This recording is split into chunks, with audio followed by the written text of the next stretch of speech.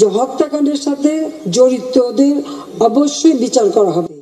তারা যদি এখনো আসতে চায়, কথা বলতে চায়, আমি তাদের সাথে কথা বলতে চাই, তাদের কথা শুনতে চাই, তাদের দাবি কি কি বাকি আছে আমি এটা শুনতে চাই, এবং যেটা আমাদের সাধ্যমতো সেটা আমি পূরণ করতে চাই। আমি এই সংঘাত চাই না। আমি কখনোই আমার দরজা বন্ধ করিনি। গণভবনের দরজা খোলা।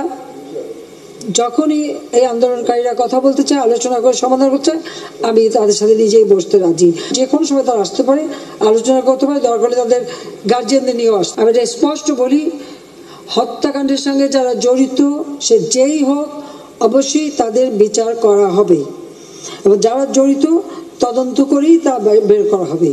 যারা অস্ত্রধারী, যেমন রংপুরে একটা ঘটনা ঘটেছে, যে পুলিশ দায়ী সে পুলিশকে সাসপেন্ড করা হয়েছে এবং তার বিরুদ্ধে তদন্ত হচ্ছে এবং তার বিচার হবে। অ্যারেস্ট যারা করা হয়েছে তাদের মধ্য থেকে যারা ছাত্র ছিল, পরীক্ষার্থী, তাদের সবাইকে কিন্তু জামিন দিয়ে ছেড়ে দেওয়া হয়েছে।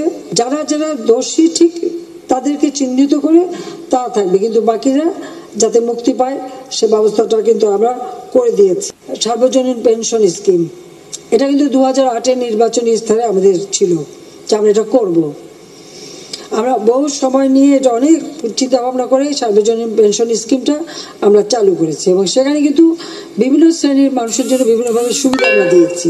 যে বিশ্ববিদ্যালয়, স্বায়ত্তশাসিত প্রতিষ্ঠান এবং প্রজাতন্ত্রের সকল বেতনভোগী কর্মচারীদের ক্ষেত্রে সার্বজনীন পেনশন ব্যবস্থায় অংশগ্রহণের বাধ্যবাধকতা বাতিল করে দিয়েছি, একবার বাতিল করে দিয়েছি। ধ্বংসাত্মক কাজের সাথে জড়িত না তাদেরকে মুক্তি দেওয়া শুরু করব।